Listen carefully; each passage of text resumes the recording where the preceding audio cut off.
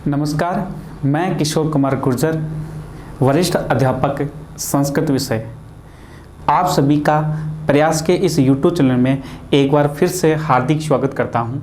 दोस्तों, आज के इस क्लास में हम 28 जून को जो पेपर लगा था उसमें जो संस्कृत के जो क्वेश्चन हैं उनकी व्याख्यात्मक टिप्पणी करेंगे कि उनका उत्तर हमें किस प्रकार से प्राप्त हो रहा है। साथ ही क्या है कि इस वीडियो में मैं आपको पेपर सोल्यूशन किस प्रकार से किया जाएगा, किस प्रकार से हमें उत्तर का चॉइस करना चाहिए, इत्यादि बातों पर लेकर हम चर्चा करेंगे। तो शुरुआत करते हैं। पहला जो प्रश्न है पेपर का, उसके पहले प्रश्न से। और पहला प्रश्न क्या है कि शिक्षा इत्यत्र कह धातु, कि शिक्षा जो शब्द है इसमें धातु कौन सी है। इत्यत्र नहीं, यहाँ कि ये शिक्षा जो शब्द है इसमें यहाँ पर धातु कौन सी है। तो अब देखिए शिक्षा शब्द में जो धातु है वो कौन सी है कि शिक्ष धातु जीविका अर्जन, कि जो शिक्ष धातु है जीविका अर्जन करने अर्थ में होती है क्या। शिक्ष शिक्षण अर्थ में, शिक्ष ज्ञानार्जन या शिक्ष विद्योत्पादन, कि शिक्षा जो शब्द है इसमें जो मूल जो धातु होती है वो हमेशा शिक्ष धातु होती है। और किस अर्थ में होती है, विद्युत उत्पादन अर्थ में होती है। तो यहाँ पर हमें कौन सा विकल्प का चयन प्राप्त होगा, 4 नंबर विकल्प का चयन करना होगा। तो इस प्रकार से क्या है कि हम कोई भी परीक्षा में यदि हम कंपटीशन के एग्जाम दे रहे हो तो हमारा सबसे महत्वपूर्ण पहला कर्तव्य ये होता है कि हम पहले तो प्रश्न को ध्यानपूर्वक पढ़ेंगे, पूरा पढ़ेंगे, फिर 4 ऑप्शन पढ़कर ही उत्तर करेंगे। चाहे प्रश्न कितना भी सरल हो, आपको पहले प्रश्न को पूरा पढ़ना है, प्रश्न की भाषा समझनी है, प्रश्न में क्या प्रश्न पूछ रहा है, हमें उत्तर क्या देना है, फिर 4 ऑप्शन पे विचार करके फिर उत्तर करना है। तो इस प्रकार से हमें उत्तर कौन सा प्राप्त हो रहा है, 4 नंबर उत्तर प्राप्त हो रहा है। उसके बाद में देखिए दूसरा जो प्रश्न है वो क्या है, किम नाम संधि, कि संधि किससे कहते हैं, संधि का नाम किस प्रकार प्राप्त हो रहा है इन विकल्प के अनुसार। तो यहाँ पर देखिए पहला जो विकल्प है वो क्या प्राप्त हो रहा है कि द्वयोर पदयोर मेलनम, कि 2 पदों के मेल को हम संधि कहेंगे। तो संधि हमेशा की 2 वर्णों के मध्य ही होगी। तो यहाँ पर देखिए पद के मध्य कभी भी संधि नहीं है, इसका मतलब पहला विकल्प तो किसी भी कंडीशन में नहीं होगा। फिर दूसरा देखिए द्वयोर वर्णयोर मेलनम, 2 वर्णों के मेल को हम संधि कहेंगे। तो हाँ, ये 2 विकल्प है ये हमें प्राप्त हो रहा है। फिर तीसरा विकल्प देखिए द्वयो व्यंजनयोर मेलनम, कि 2 व्यंजन वर्णों के मेल को हम संधि कहेंगे। या फिर द्वयो स्वयोर स्वरयोर मेलनम, कि 2 स्वरों के मेल को हम संधि कहेंगे। तो अब देखिए ये जो 3 जो ऑप्शन है इनमें हमारे मन में थोड़ा सा ये आ रहा है कि इनमें तीनों में से कौन से विकल्प का चयन करेंगे। तो देखो संधि की जो परिभाषा में क्या प्राप्त हो रही है कि संधि हमेशा 2 वर्ण के मध्य होगी, 2 से अधिक वर्णों के मध्य कभी भी नहीं होगी। तो यहाँ पर देखिए पहला जो विकल्प है कि 2 पदों के मेल को, 2 पदों के मेल को, 2 पदों के मेल को हम संधि न कहकर हम क्या कहेंगे, समास कहेंगे। तो यहाँ पर देखिए पदों के मध्य तो क्या होता है, समास होता है। 2 या 2 से अधिक पदों या शब्दों के मेल को तो हम क्या कहेंगे, समास कहेंगे, लेकिन संधि तो नहीं होगी। फिर देखिए हमने देखा कि द्वयो वर्णयो मेलनम, तो यहाँ पर देखिए संधि हमेशा 2 वर्ण के मध्य होगी, प्लस से ठीक पहले वर्ण हो और प्लस के ठीक बाद में वर्ण हो, दोनों के मध्य हम संधि करवाएंगे। और जिस संधि का नियम लगता है उस संधि के अनुसार उस नियम लगा के हमें जो शब्द की प्राप्ति होगी वो साधु शब्द प्राप्त होता है। फिर देखिए द्वयोर वर्णयो मेलनम, कि 2 वर्णों के मेल को ही हम संधि कहेंगे। तो इस प्रकार से हमें उत्तर क्या प्राप्त हो रहा है, 2 वर्णों के मेल को ही हम क्या कहेंगे, संधि कहेंगे। फिर देखिए थोड़े से ध्यान देने की ये बात है कि संस्कृत व्याकरण में जो संधि है इस संधि को हम संहिता भी कहते हैं। संधि कह दो या फिर संहिता कह दो, बात एक ही है। तो संस्कृत व्याकरण में देखो संधि भी नाम आ सकता है या संहिता भी आ सकता है। तो संहिता क्यों कहते हैं, क्योंकि संधि की जो परिभाषा है वो संस्कृत व्याकरण में हमें क्या प्राप्त होती है, परः सन्निकर्षः संहिता, परः सन्निकर्षः संहिता, कि 2 वर्णों के परस्पर मेल से यदि उनमें कोई परिवर्तन होता है तो ही उसे हम क्या कहेंगे, संधि कहेंगे। इस प्रकार संस्कृत व्याकरण में संधि का 2 या फिर संहिता का 2 बात एक ही है। तो यहाँ पर कौन से विकल्प का प्राप्त हो रहा है, हमें 2 नंबर विकल्प प्राप्त हो रहा है। उसके बाद में देखो तीसरा जो प्रश्न है वो क्या है, कमलेश इत्यस्य विच्छेद अस्ति, कमलेश इस शब्द का विच्छेद अस्ति यानी है, कि कमलेश शब्द है इसका संधि विच्छेद क्या होगा। तो हमने देखा, देखिए कमल धन ईश है, तो संधि हमेशा दो वर्ण के मध्य होती है, प्लस से ठीक पहले वाला वर्ण और प्लस के ठीक बाद वाला वर्ण, तो दो वर्ण लेंगे। तो यहाँ पर देखिए प्लस से पहले वर्ण कौन सा प्राप्त हो रहा है, लय वर्ण प्राप्त हो रहा है, क्योंकि देखिए पहले हलंत लग रहा है तो इसका मतलब इसमें स्वर की मात्रा हट गई, तो पहले हमें व्यंजन वर्ण लय प्राप्त हो रहा है और उसके बाद में क्या आ रहा है, ई प्राप्त हो रहा है। तो इस प्रकार से प्लस से पहले लय और उसके बाद में ई हो, ऐसा कोई संधि का नियम हमें प्राप्त नहीं होता है। उसके बाद में देखिए कमला धन ईश है, तो प्लस से पहले हमें वर्ण क्या बना रहा है कि लय में जो क्या आ रहा है, आ रहा है, तो यहाँ पर प्लस से पहले हमें वर्ण तो कौन सा प्राप्त हो रहा है, आ प्राप्त हो रहा है। लेकिन प्लस से पहले अक्षर की बात की जाए तो अक्षर कौन सा होगा, ला अक्षर होगा, लेकिन हमें वर्ण चाहिए तो प्लस से पहले हमने वर्ण कौन सा ले लिया, आ ले लिया, और उसके बाद में क्या आ रहा है, ई आ रहा है। तो इस प्रकार से हमने देखा कि यदि मान लीजिए प्लस से पहले ए हो और आ हो तो यहाँ पर संधि कौन सी लगती है, गुण संधि लगती है, और गुण संधि क्या करती है, प्लस से पहले ए हो या फिर आ हो और उसके बाद में ई छोटा हो चाहे बड़ा हो, दोनों के स्थान पर हमेशा क्या होता है, ए होता है। ये किस नियम के तहत होता है, गुण संधि के तहत होता है। उसके बाद हमने देखा कि प्लस से पहले क्या आ रहा है, ए आ रहा है, और उसके बाद में क्या आ रहा है, उसके बाद में ई आ रहा है। तो यदि प्लस से पहले ई ए है और उसके बाद में ए आ रहा है, लेकिन देखिए वर्णों को लेकर नहीं करेंगे, लेकिन वर्णों के साथ साथ हमें शब्द का अर्थ भी होना जरूरी है। और उसके बाद में देखिए अगला जो ऑप्शन है कमल धन ईश है, प्लस से पहले ए है और उसके बाद में क्या आ रहा है, ई आ रहा है। तो यहाँ पर देखिए प्लस से पहले क्या आ रहा है, ए आ रहा है और उसके बाद में क्या आ रहा है, ई आ रहा है। तो यहाँ पर देखिए ए प्लस ई बराबर हमें क्या प्राप्त हो रहा है, गुण संधि के तहत ए प्राप्त हो रहा है। तो यहाँ पर देखिए पहला जो ऑप्शन है वो तो किसी कंडीशन में होगा नहीं। उसके बाद हमने देखा कि प्लस से पहले आ रहा है और उसके बाद में ई आ रहा है, और यहाँ पर ये भी लग रहा है, ये भी लग रहा है, दोनों नहीं लग रहा है। ऑप्शन या तो विकल्प में से या तो चार में से होगा या फिर दो में से होगा, लेकिन अर्थ का भी महत्व होता है संधि में कि दोनों पदों का सार्थक अर्थ भी होना चाहिए। फिर देखिए दो जो नंबर है उसमें अर्थ लेते हैं हम कि कमला धन ईश है, कि ईश का अर्थ होता है पति या स्वामी, पति या स्वामी। कमला, कमला किसका पर्यायवाची है, लक्ष्मी का पर्यायवाची है। तो कमला का जो पति है उसको हम क्या कहेंगे, जो संधि पद बनेगा उसको हम क्या कहेंगे, कमलेश कहेंगे, और कमलेश किसका पर्यायवाची है, विष्णु का है। इस प्रकार अर्थ की प्राप्ति हमें सार्थक शब्द प्राप्त हो रहे हैं और जो संपूर्ण जो संधि पद है उसका भी हमें अर्थ प्राप्त हो रहा है। तो कमला धन ईश है, सही संधि रूप क्या बनेगा, कमलेश प्राप्त हो रहा है। लेकिन देखिए चार जो नंबर ऑप्शन है कमल धन ईश है, इसमें अर्थ देखते हैं। तो ईश यानी पति या स्वामी, यहाँ पति ले लेते हैं और दूसरा यहाँ पर देखिए कमल, तो कमल और पति, कमल का पति, कमल का कोई पति थोड़ी होता है, कमल स्वयं ही पति होता है। लेकिन यहाँ पर अर्थ की प्राप्ति न होने के कारण यहाँ पर मूल जो संधि विच्छेद में क्या प्राप्त होगा, कमला धन ईश है, और दो नंबर विकल्प सही माना जाएगा। इस प्रकार से अगला जो क्वेश्चन हमारा होगा ये देखिए, पाणिनीय शिक्षायाम वर्णनाम संख्या भवति, पाणिनीय शिक्षायाम वर्णनाम संख्या भवति, कि पाणिनीय शिक्षा जो ग्रंथ है उसके ग्रंथ के अनुसार वर्णों की कुल संख्या कितनी है। तो यहाँ पर देखिए वर्ण पूछ रहा है, उत्तरा अगला वर्ण पूछ रहा है। तो पाणिनीय शिक्षा के अनुसार वर्णों की जो संख्या हमें कितनी प्राप्त होती है, 63 या 64 प्राप्त होती है। यदि मान लीजिए स्वर की बात की जाए तो स्वर तो कितने होंगे, 21 या 22 होंगे, और वर्णों की संख्या कितनी है, 63 या 64 वर्णों की प्राप्ति हो रही है। किसके अनुसार, पाणिनीय शिक्षा के अनुसार।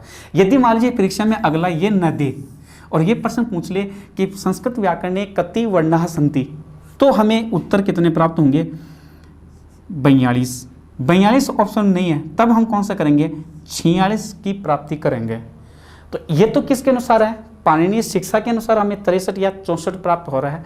यदि पाणिनीय शिक्षा ग्रंथ का नाम न दे और अगला दे दे कि संस्कृत व्याकरणे वर्णनाम संख्या भवति, तब उत्तर हम या तो 42 करेंगे, 42 नहीं है तो हम कौन सा करेंगे, 46 करेंगे। यदि दोनों ऑप्शन में आ रहे हैं तो पहले हम कौन सा करेंगे, 42 करेंगे। 42 में कैसे करेंगे, 33 तो हमें व्यंजन वर्ण प्राप्त हो रहे हैं और 9 स्वर प्राप्त हो रहे हैं, तो 33 9 42 होंगे।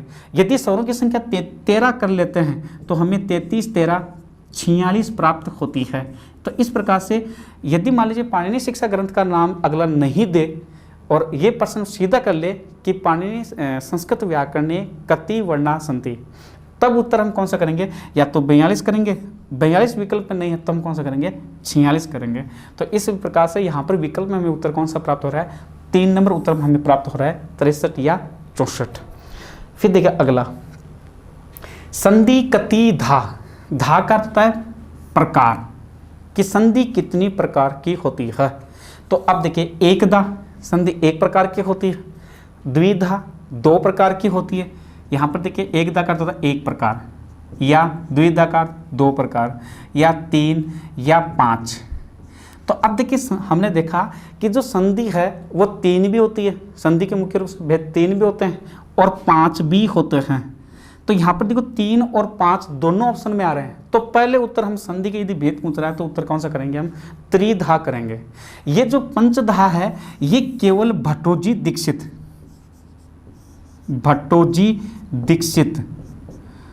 भट्टोजी दीक्षित एक संस्कृत का विद्वान है, उसने अपना एक ग्रंथ लिखा था वैयाकरण सिद्धांत कौमुदी, वैयाकरण सिद्धांत कौमुदी, ये ग्रंथ लिखा था सिद्धांत कौमुदी।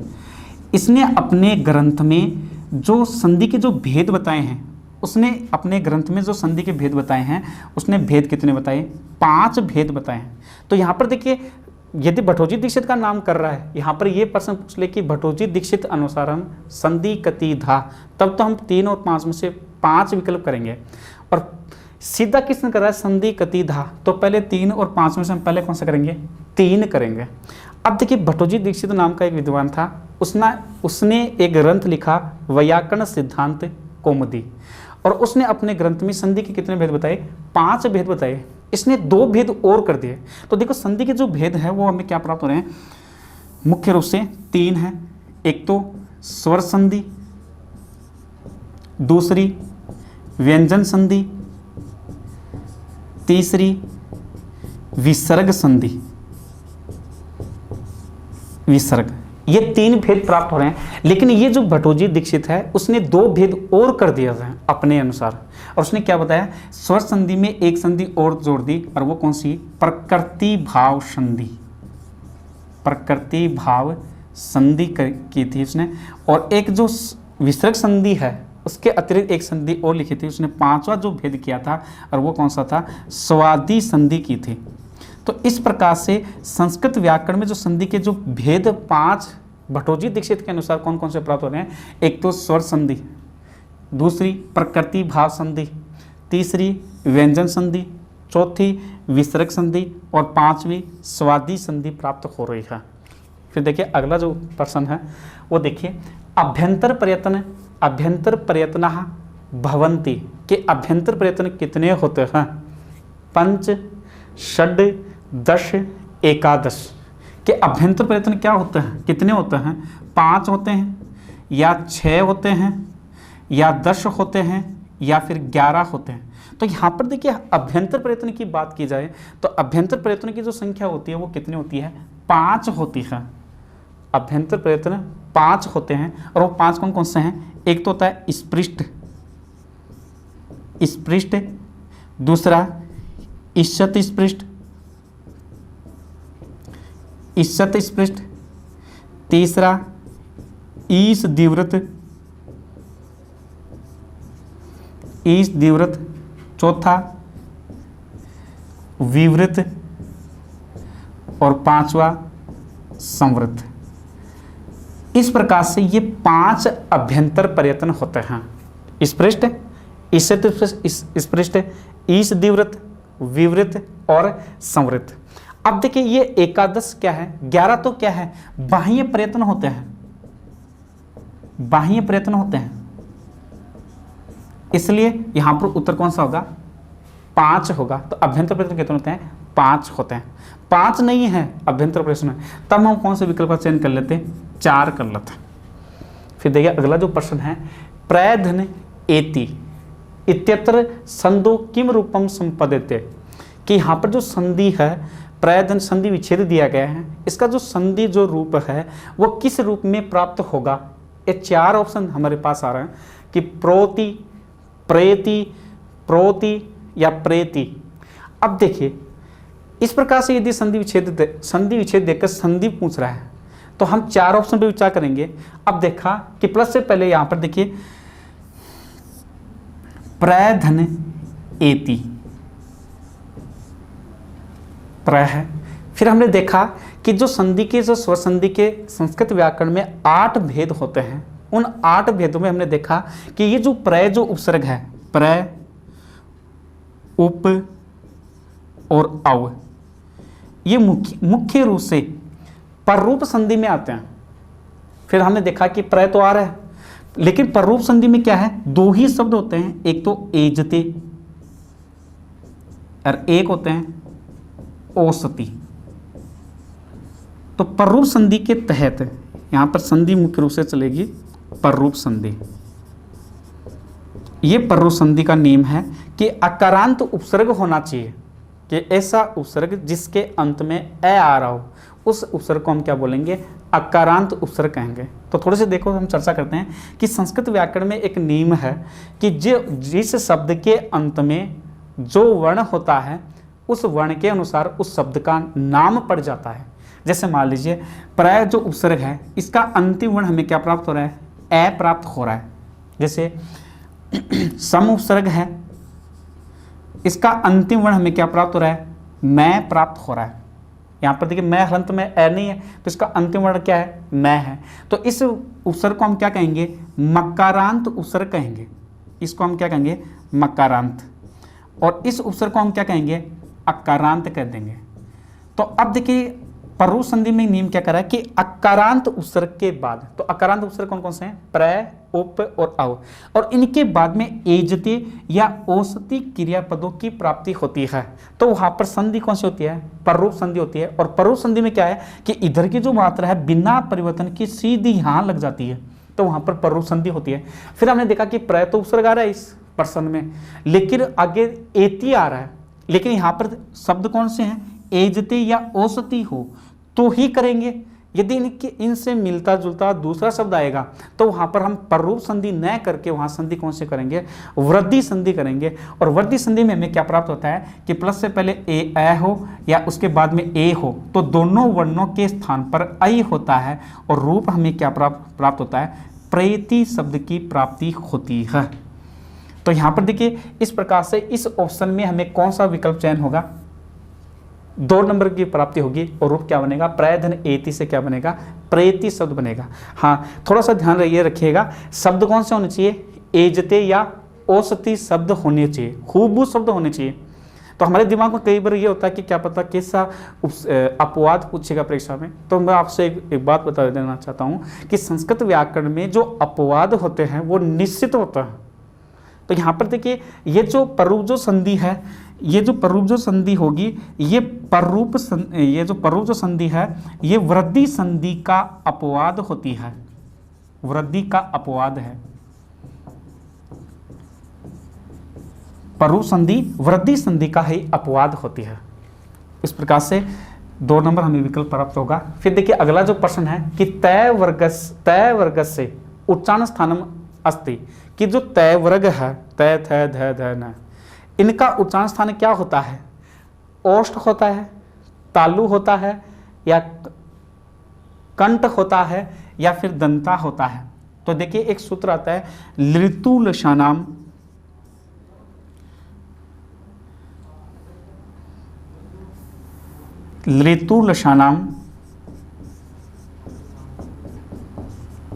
दंताः, लृतुलशानाम दंताः। अब देखिए ये सूत्र क्या कर रहा है, एक तो लृ और एक तय वर्ग और एक लय और शय, इन सभी का उच्चारण स्थान क्या होता है, दंत होता है, दांतों से होता है। तो सूत्र क्या है, लृतुलशानाम दंताः, कि लृतुलशानाम दंताः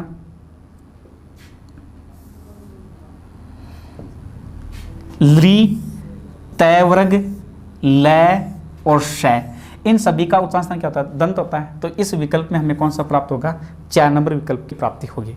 फिर देखिए अगला जो प्रश्न है,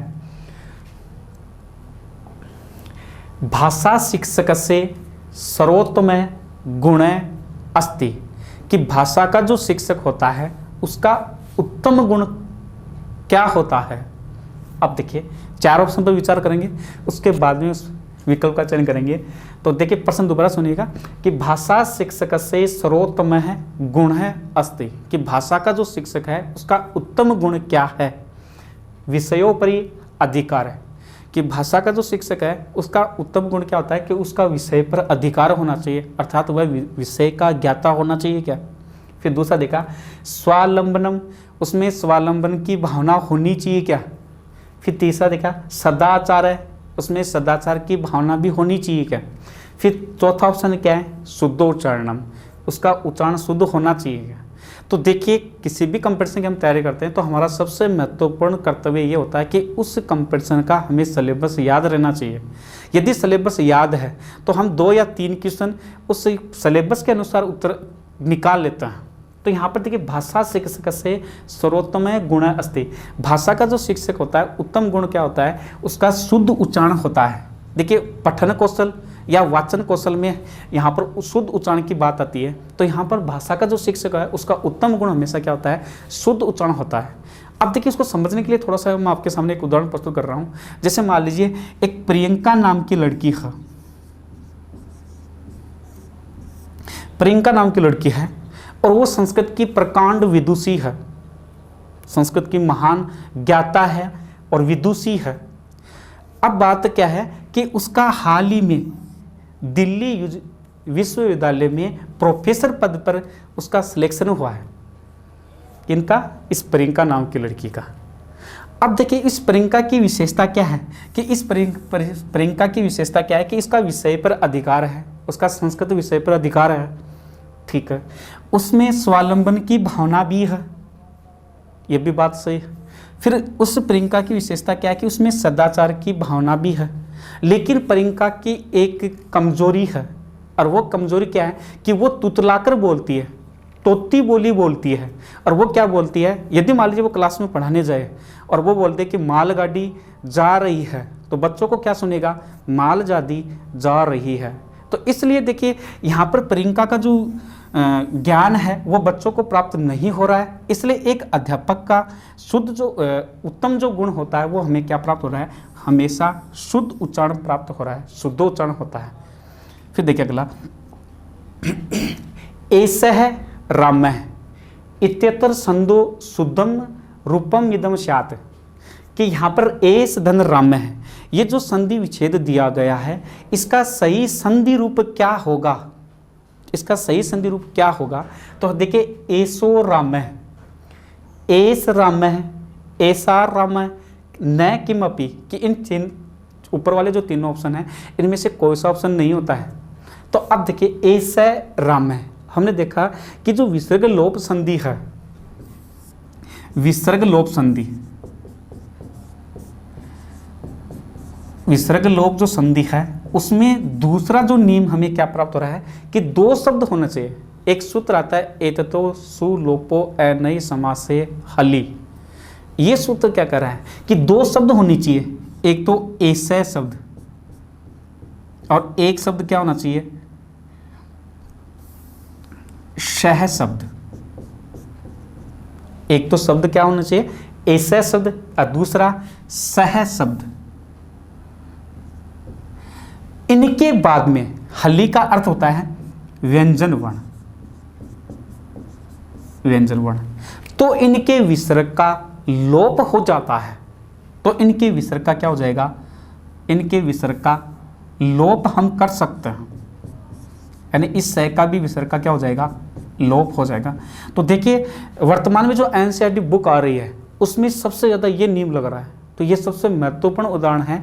और ये नियम क्या कह रहा है कि ऐसे शब्द हैं, निश्चित शब्द रहेंगे, ऐसा शब्द ही होना चाहिए। यदि इनसे मिलता जुलता दूसरा शब्द होगा तो संधि का नियम दूसरा लग जाएगा। तो शब्द क्या है, एक तो ऐसा शब्द और एक शब्द क्या है सह शब्द, और उनके बाद में क्या आना चाहिए व्यंजन वर्ण ही होने चाहिए। यदि स्वर होगा तो संधि चेंज होगी।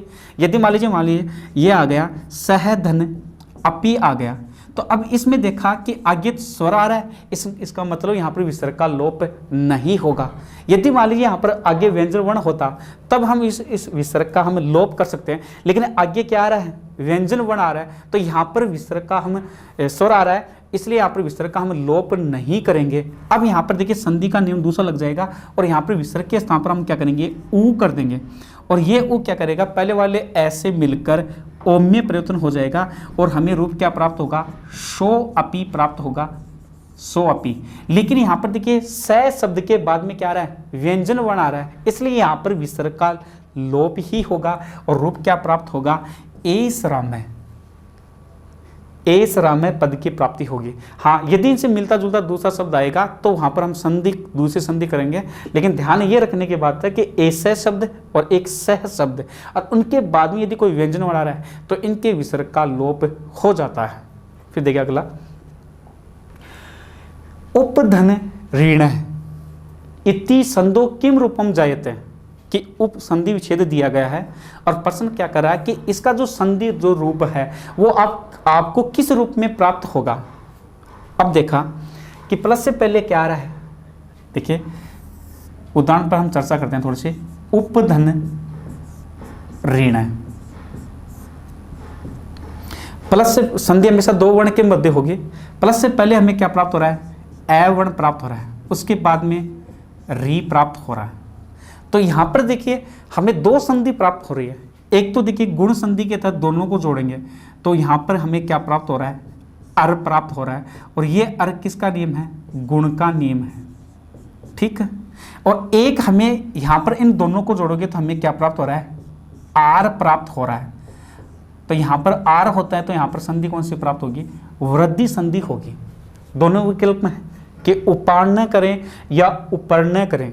अब कौन से विकल्प का चयन करेंगे, क्योंकि ये तो दो किसी भी कंडीशन में नहीं होंगे। अब विकल्प रहे दो। अब हमने देखा कि उपधन ऋण पद आता है, तो यहाँ पर देखिए गुण संधि में हमने एक अपवाद पढ़ा था, और अपवाद क्या था कि प्र, वतस्तर, कंबल, वसन, दसन और ऋण। देखिए मैं शब्द यहाँ पर लिख रहा हूँ, 6 शब्द हैं। एक तो प्र शब्द, एक वतस्तर, एक वसन, एक दशन, एक कंबल और एक है ऋण। और इनके तुरंत बाद में क्या होना चाहिए, ऋण पद आना चाहिए, ऋण आना चाहिए।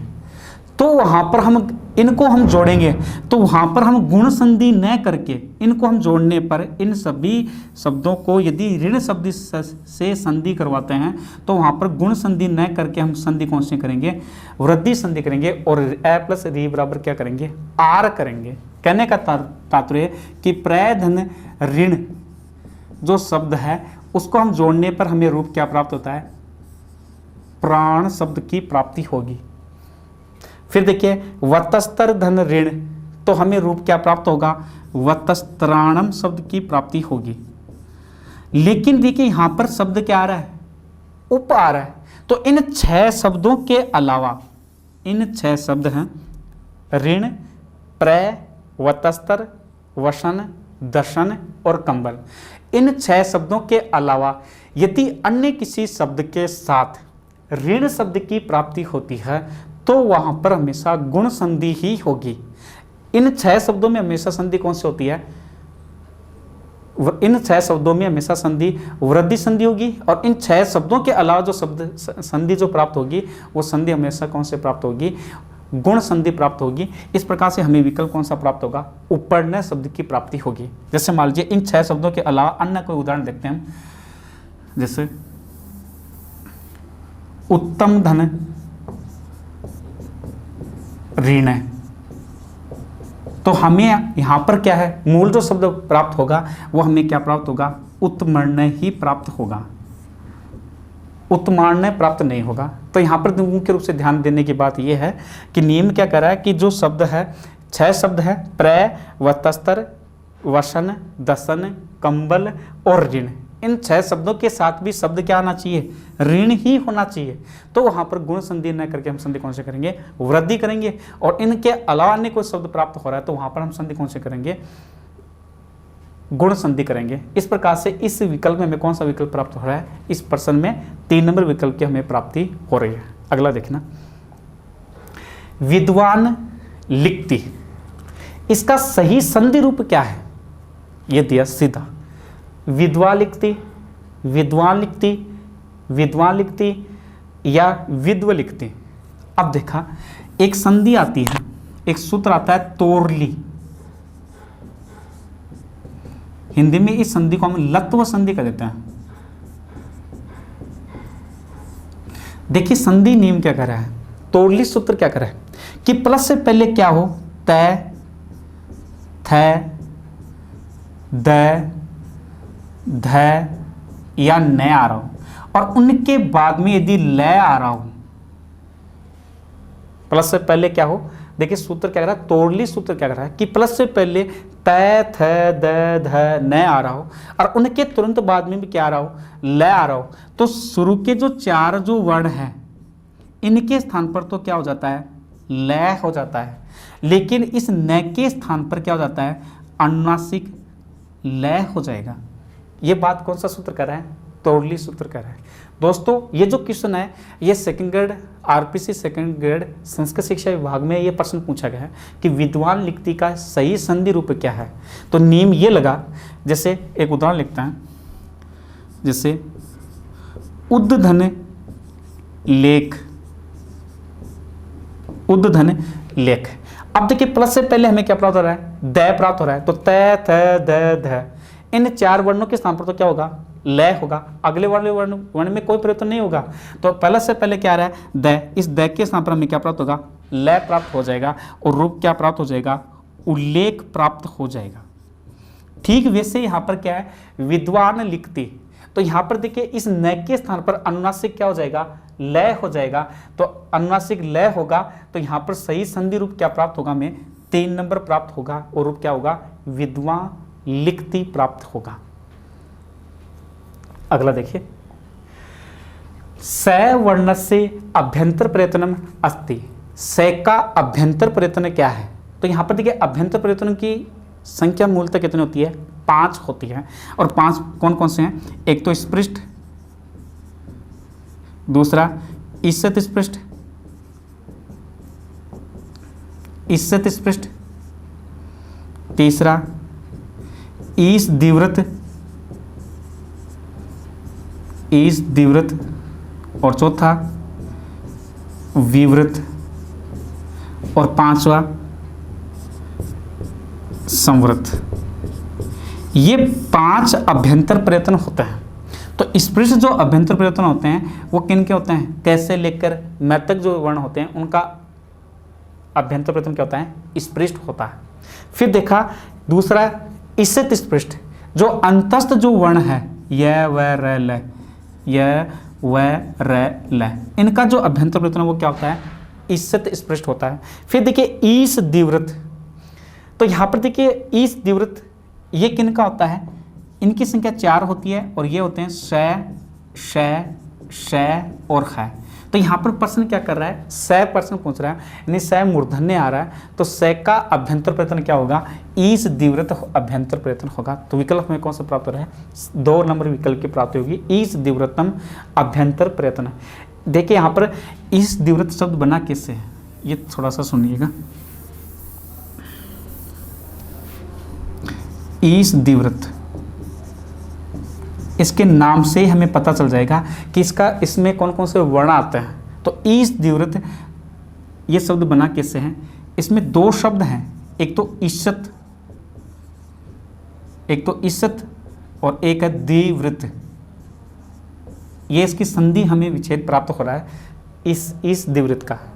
अब देखिए एक सूत्र आता है झलाम जसो अंते, वो क्या कर देता है, इस तय का हमें क्या कर देता है, दय कर देता है और रूप क्या बनता है, ईश दिवृत प्राप्त होता है। अब सुनना, अब देखिए यहाँ पर ईषत् का अर्थ होता है थोड़ा और दिवृत का अर्थ होता है 2 बार, 2 बार, और वृत्त की अर्थ होती है आवर्ती, कि जब 2 वर्ण, सॉरी दोबारा सुनिएगा, ईसत का अर्थ होता है थोड़ा,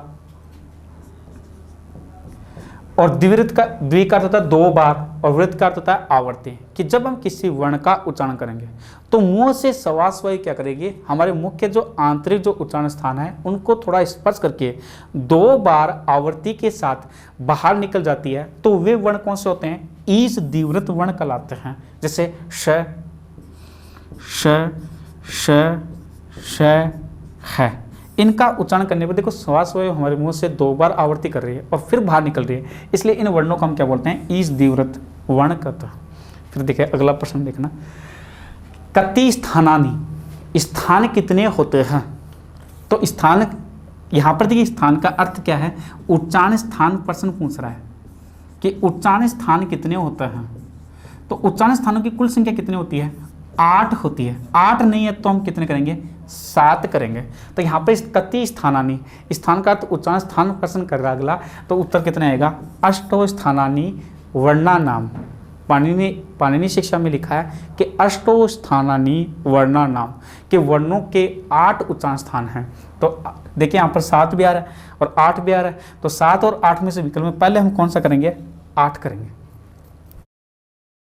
अगला जो प्रश्न है वो प्रश्न हमें क्या प्राप्त हो रहा है कि चित्त धन रूपम इतस्य संधि युक्त पदम अस्ति। यहाँ पर चित्त धन रूपम इतस्य यानी इसका संधि युक्त जो पद है वो कौन सा प्राप्त होगा। 4 ऑप्शन है, चित्रूपम, चित्रूपम, चिद्रूपम, चिरूपम। तो यहाँ पर देखिए चित्त धन रूपम, संधि विच्छेद क्या दिया गया है, चित्त धन रूपम। तो यहाँ पर देखिए एक सूत्र आता है झलाम जसो अंत्य, संस्कृत में संधि का नाम जसत्व संधि कहते हैं। वो सूत्र क्या कर रहा है कि इस तय के स्थान पर क्या कर देता है, दय कर देता है, और तय के स्थान पर दय प्राप्त होता है। तो आगे देखिए रू है पहले, तो र से पहले यदि कोई वर्ण होता है तो र हमेशा आधा वर्ण होता है, तो र हमेशा नीचे वर्ण गति करेगा और रूप क्या प्राप्त होगा, चिद्रूपम शब्द की प्राप्ति होगी। तो इस प्रकार से हमें विकल्प कौन सा प्राप्त होगा, 3 नंबर विकल्प की प्राप्ति होगी, और चित्त धन रूपम का सही संधि पद क्या होगा, चिद्रूपम की प्राप्ति होगी। उसके बाद में देखिए अगला जो क्वेश्चन है,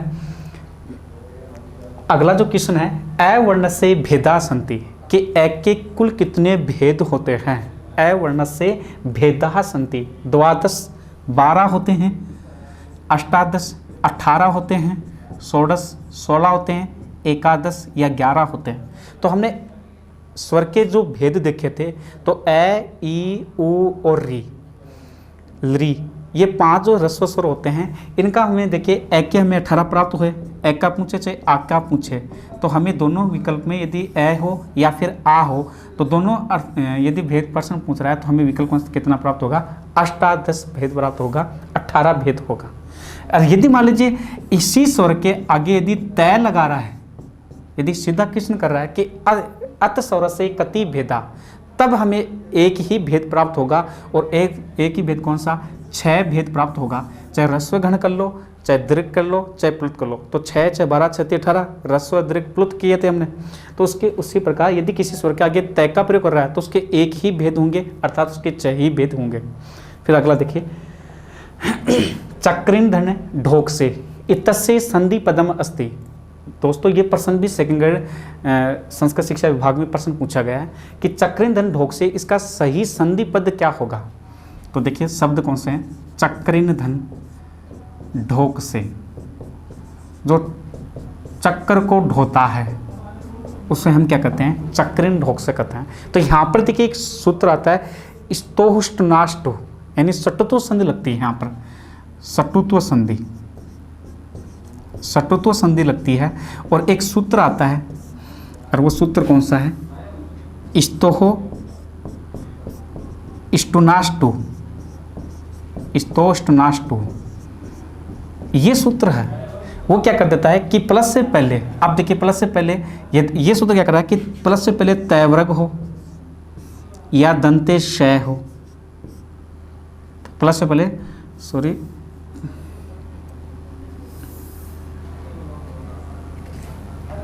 प्लस से पहले दंते शय हो या फिर तय वर्ग हो, उसके बाद में मूर्धन्य शय हो या टय वर्ग हो।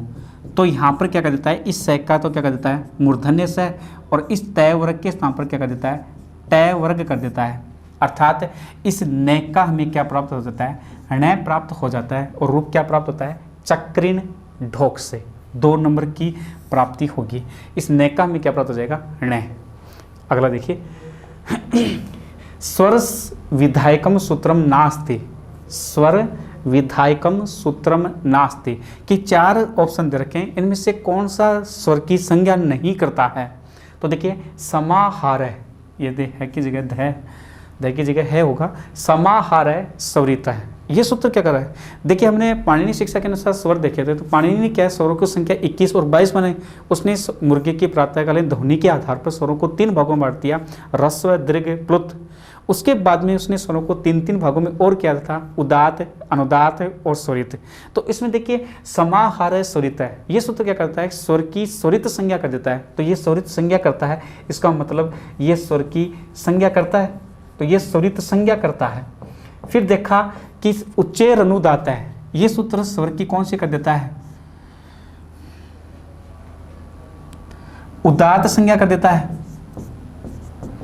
फिर देखिए तीसरा जो विकल्प है, ये हमें कौन सी संज्ञा कर देता है, अनुदात संज्ञा कर देता है। तो ये तीनों सूत्र है वो स्वर की कौन सी संज्ञा करते हैं, एक तो स्वरित संज्ञा, एक उदात संज्ञा, एक अनुदात संज्ञा। इसका मतलब इसको उत्तर क्या होगा, उपर्युक्तम सर्वम, कि उपर्युक्त जो 4 उदाहरण हैं वो सारे के सारे जो सूत्र हैं वो सारे के सारे सूत्र स्वर की स्वर संज्ञा करते हैं, इसलिए उत्तर कौन सा होगा, 4 नंबर होगा। फिर देखिए, यज्ञ इतस्य विच्छेद अस्ति, यज्ञ का सही संधि विच्छेद क्या होगा, यजधन न है, यजधन न है, यह धन न है, या यह धन न है। तो यहाँ पर देखिए एक संधि है सचुत्व संधि है, और सचुत्व संधि में क्या है कि एक सूत्र आता है स्तोहो इश्चुनाश्चु, स्तोहो इश्चुनाश्चु।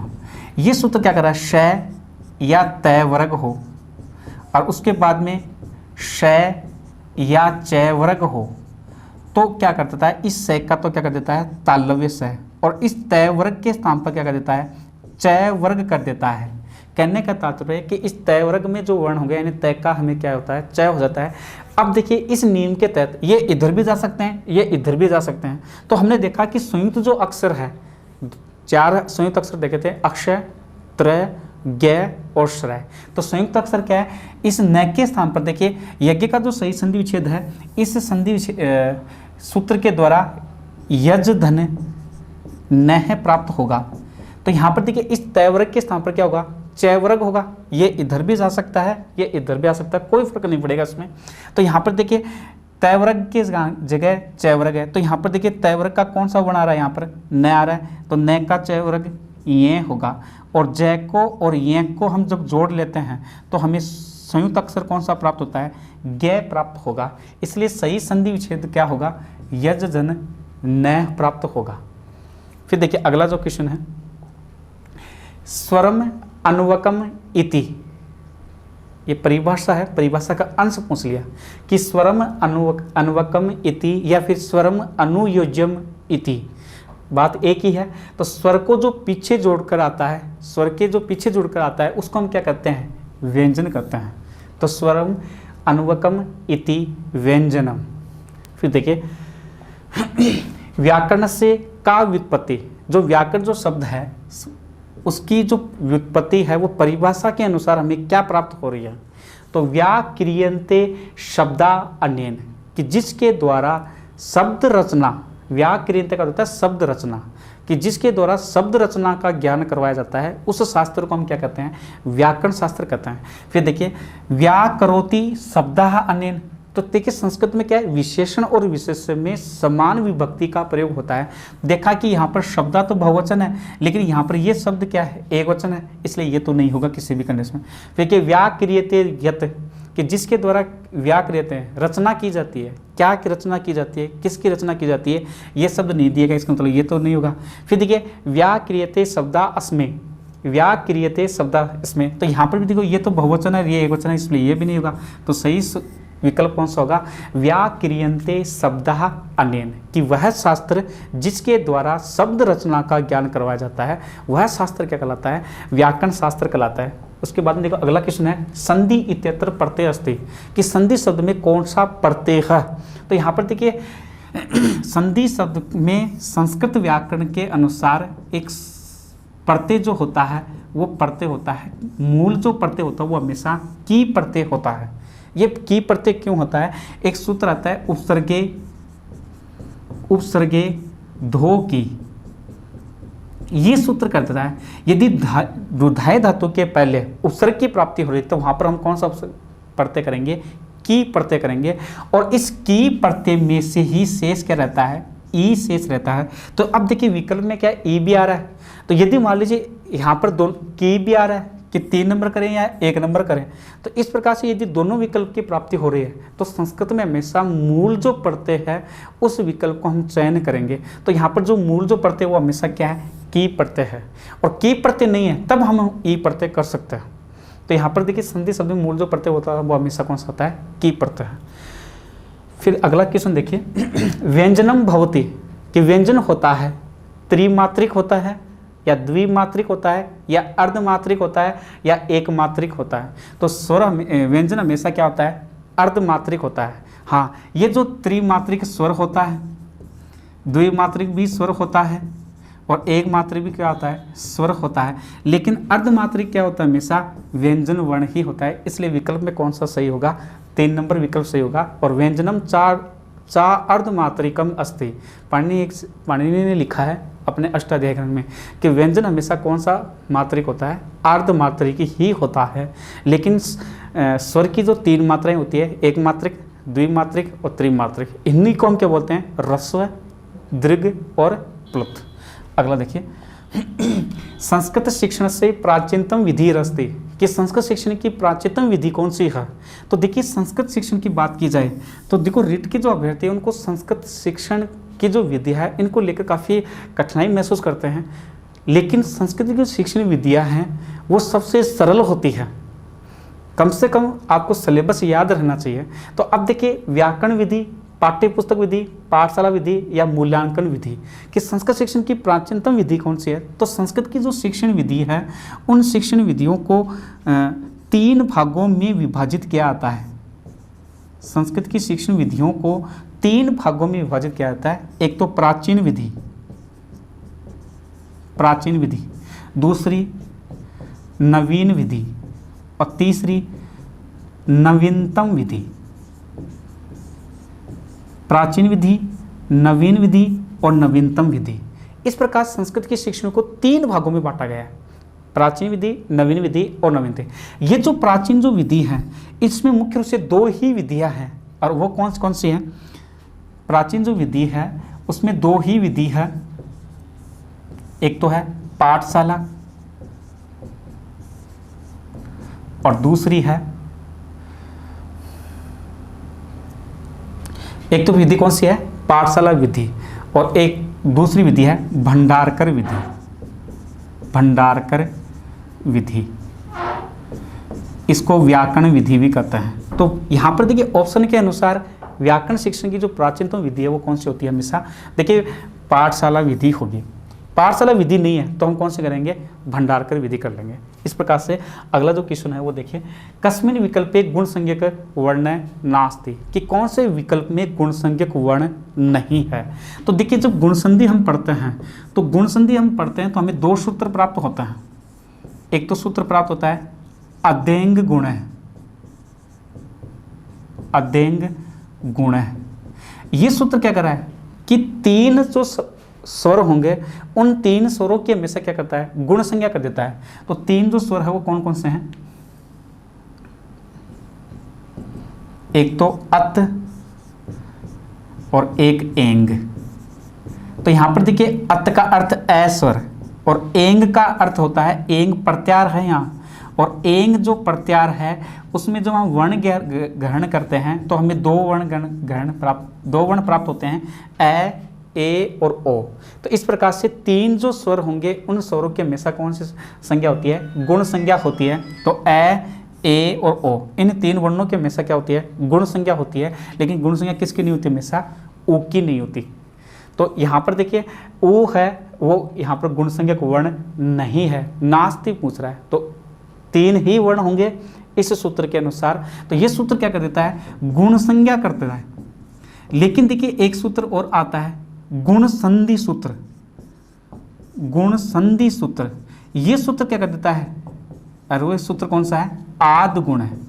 ये सूत्र हमें क्या कर देता है कि हमें गुण संधि का नियम का निर्धारण बताता है कि गुण संधि का कौन सा नियम होता है। ये हमें सूत्र कौन सा बताता है, गुण आद गुण बताता है। तो देखिए ध्यान रखने की बात है कि इसमें गुण संज्ञा जो सूत्र है वो कौन सा करता है, अदेंग गुण है, और गुण संधि कौन सा करता है, आद गुण है।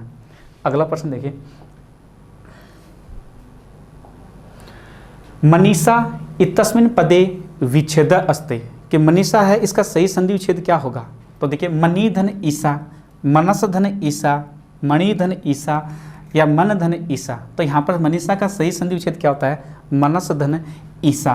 क्योंकि यहाँ पर देखिए जो मनस जो शब्द होता है इसकी हमेशा संस्कृत व्याकरण में टी संज्ञा होती है, टी संज्ञा। और हमें देखिए टी संज्ञक जो वर्ण होते हैं, टी जो संज्ञक वर्ण क्या है कि यदि कोई शब्द है उसके अंत में कोई व्यंजन वर्ण आ रहा है या कोई स्वर आ रहा है तो उसका हम लोप कर देते हैं। तो यहाँ पर मनीषा का सही संधि विच्छेद क्या होता है, मनस धन ईसा। इसमें कुछ उदाहरण और भी प्राप्त होते हैं हमें, जैसे करकंदु, शकंदु, हलीसा, मारतंड है। तो यहाँ पर देखिए ये जो उदाहरण है इसमें इसका मनीषा का जो सही संधि विच्छेद है वो हमें क्या प्राप्त होता है, मनस प्लस ईसा। अगला प्रश्न देखिए, दंतोष्ट वर्ण कह, दंतोष्ट वर्ण कौन सा होता है, तो वह, ओ, औ या ई। तो ई का तो क्या होता है, हमेशा तालु होता है, ओ औ तो कंठोष्ठ, इनका क्या होता है, कंठोष्ठ होता है। लेकिन यहाँ पर देखिए दंतोष्ट पूछ रहा है तो वकार से दंतोष्टम, इसलिए यहाँ पर विकल्प कौन सा होगा, 1 नंबर विकल्प होगा। फिर देखिए वो हमें क्या प्राप्त हो रहा है कि धातु पाठ रचित अस्ति, रचित है, धातु पाठ है जो ग्रंथ है वो किसके द्वारा लिखा गया है। तो धातु पाठ किसने लिखा था, भर्तृहरि ने लिखा है, पतंजलि ने लिखा है, कात्यायन ने लिखा है या पाणिनि ने लिखा है। तो धातु पाठ किसके द्वारा लिखा हुआ है, पाणिनि के द्वारा लिखा हुआ है, क्योंकि पाणिनि ने कई ग्रंथ लिखे थे। धातु पाठ है, लिंगानुशासन है, पाताल विजय है, जामवती विजय है या अष्टाध्यायी है। तो इस प्रकार से ये जो धातु पाठ है वो किसके द्वारा लिखा हुआ है, पाणिनि के द्वारा। फिर देखिए अगला जो प्रश्न है वो हमें क्या है, यत्नो कतिधा, यत्न कितने प्रकार के होते हैं। ये फर्स्ट ग्रेड में प्रश्न आया था कि यत्न कितने प्रकार के होते हैं। तो यत्नो द्विधा, यत्न 2 प्रकार के होते हैं, और 2 कौन कौन से हैं, एक तो होता है अभ्यंतर प्रयत्न और दूसरा बाह्य प्रयत्न।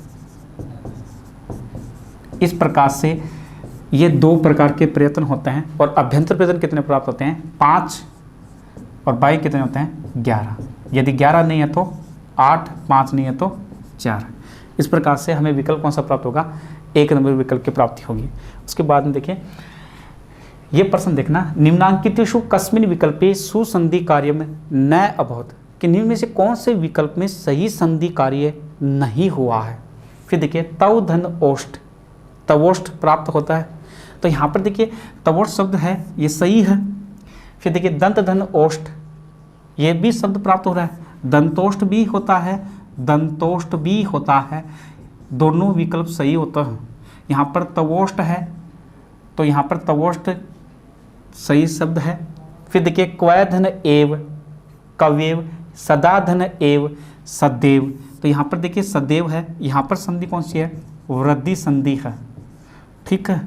यहाँ पर दंत धन ओष्ठ, दंतोष्ठ भी सही है, त्वय धन ओष्ठ, तवोष्ठ भी बनता है। लेकिन क्वय धन एव, यहाँ पर कव्यव कभी नहीं बनेगा, यहाँ पर वृद्धि संधि की गई है, लेकिन ये वृद्धि संधि नहीं होती है कभी भी। यहाँ पर संधि हमेशा पररूप संधि होती है, और रूप क्या प्राप्त होता है, कव्यव शब्द की प्राप्ति होगी। सही शुद्ध रूप क्या होगा, कव्यव। इसलिए यहाँ पर सही शुद्ध विकल्प कौन सा प्राप्त होगा, में 3 नंबर विकल्प की प्राप्ति होगी कि क्वय धन एव से कव्यव न बनकर क्या बनता है, हमेशा पररूप संधि के तहत कव्यव ही प्राप्त होगा। सदा धन एव से हमें वृद्धि संधि के तहत सदैव प्राप्त हो रहा है। त्वय धन ओष्ठ से तवोष्ठ की प्राप्ति होती है हमें। दंत धन और से पररूप संधि भी प्राप्त हो रही है और वृद्धि संधि भी प्राप्त हो रही है, दोनों शब्द हमें प्राप्त होते हैं। लेकिन क्वै धन एव से यहाँ पर वृद्धि संधि कभी प्राप्त नहीं होगी और संधि प्राप्त कौन सी होती है, पररूप, और रूप क्या बनता है, कभी ही प्राप्त हो रहा है। इस प्रकार से ये जो 30 जो प्रश्न है हमने हल किए हैं। धन्यवाद।